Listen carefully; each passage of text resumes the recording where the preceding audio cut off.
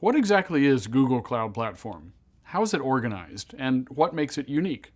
In this module, we'll orient you to the basics. Hi, I'm Nigel Armstrong, presenting on behalf of Google. In this module, we'll introduce Google Cloud with a particular focus on how the platform is an excellent place to run your Windows workloads. Google has a huge expertise in running software at scale. You'll be familiar with Google Search, Maps, Gmail and G Suite, YouTube, Photos. These and many more applications are part of everyone's day-to-day life through the Google Chrome browser and Android cell phone. And now Google has shared its high-quality infrastructure with the rest of us with Google Cloud Platform. You'll be able to provision your virtual machines in Google's data centers and connect them over Google's private global fiber network.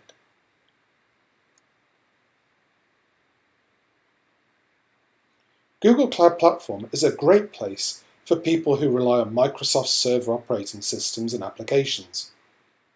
You'll see how you can provision Google Compute Engine virtual machines with Microsoft's Windows Server and SQL Server, and run web applications written for the .NET platform on Internet Information Services.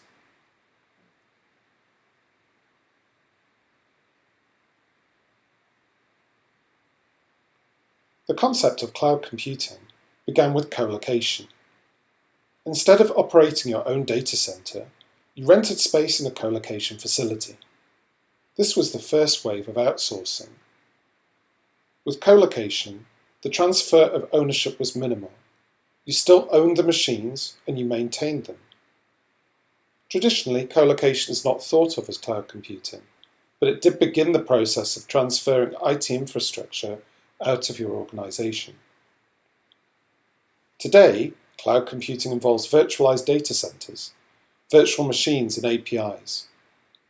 Virtualization provides elasticity. You automate infrastructure procurement instead of purchasing hardware. With virtualization, you still maintain the infrastructure. It's still a user-controlled, user-configured environment. This is the same as an on-premises data center, but now the hardware is in a different location. Virtualization does provide a number of benefits. Your development teams can move faster, and you can turn capital expenses into operating expenses.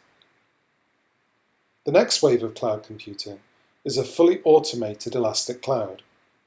This involves a move from user-maintained infrastructure to automated services. In a fully automated environment, developers do not think about individual machines. The service automatically provisions and configures the infrastructure used to run your applications. Google is uniquely positioned to propel organizations into the next wave of cloud computing. Google's first product on Cloud Platform, App Engine, showed in 2008 that anyone could develop and deploy scalable, highly available web applications without provisioning servers. And many key GCP products today are low or no operations.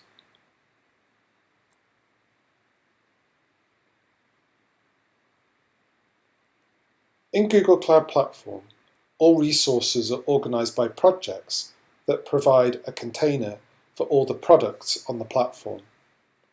You'll provision resources within a project, and the project serves as an important identifier for billing and management of users and groups. Resources within a project are either global, regional, or zonal. Regions are independent geographic areas that consist of zones. Locations within regions tend to have round-trip network latencies of under 5 milliseconds. A zone is a deployment area for Cloud Platform resources within a region. It might help to think of a zone as being similar to a logical data center with independent power and network, and so zones should be considered a single failure domain within a region. In order to deploy fault-tolerant applications with high availability, you should deploy your applications across multiple zones in a region to help protect against unexpected failures. To protect against the loss of an entire region due to natural disaster, you should have a disaster recovery plan and know how to bring up your application in the unlikely event that your primary region is lost. The Cloud Platform services and resources can also be zonal, regional, or managed by Google across multiple regions. Zonal resources operate within a single zone. If a zone becomes unavailable, all of the zonal resources in that zone are unavailable until service is restored. An example of a zonal resource is a Google Compute Engine instance that resides within a specific zone. Regional resources are deployed with redundancy within a region. This gives them higher availability relative to zonal resources. An example of a regional resource would be a regional bucket for storing data in Google Cloud Storage.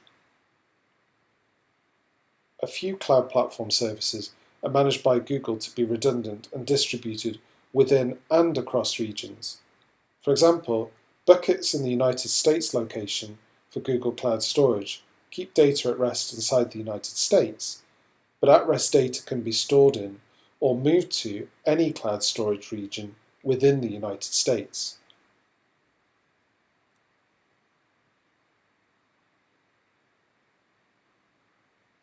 Google Cloud Platform includes a wide variety of products, services, and APIs to enable you to build your applications, and these are organized into product families. The Compute family includes an Infrastructure as a Service product, Compute Engine, a Platform as a Service product, App Engine, and a hybrid product, Container Engine.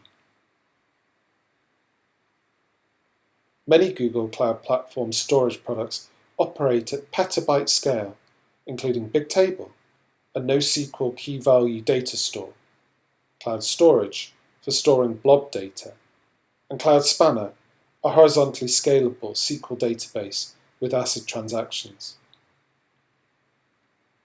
Google's big data products include BigQuery, which enables high-performance analytics at petabyte scale, Dataflow to run pipelines for batch and real-time transformation, and PubSub to support your application messaging requirements, all with no ops. Finally, Google's machine learning expertise is available via Cloud ML Engine to train your own machine learning models and host the trained models for online or batch prediction, together with best-of-breed APIs for analyzing images, text, audio, and video.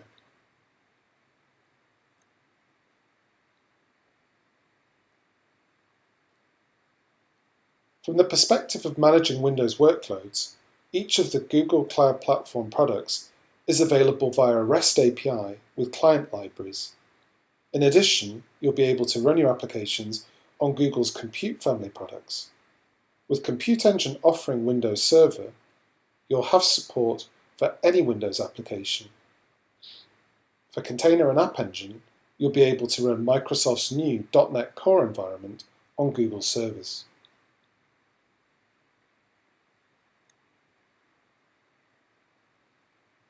As you'll see in the demo at the end of this module, it's straightforward to access Google Cloud Platform using your web browser, and there are two primary techniques. First, the Cloud Console is an easy-to-use web application where you can select a product using the Products and Services menu, then configure a server using just a few clicks. Alternatively, there's a set of tools available via Cloud Shell, a command prompt accessible from your web browser. You can also install the Google Cloud SDK locally to run scripts from your own machine as well. Of particular interest to all of us who are Windows Systems Operations professionals, there's a comprehensive support for PowerShell for managing Google Cloud Platform, including commandlets to manage virtual machines, and a file system provider for Google Cloud Storage.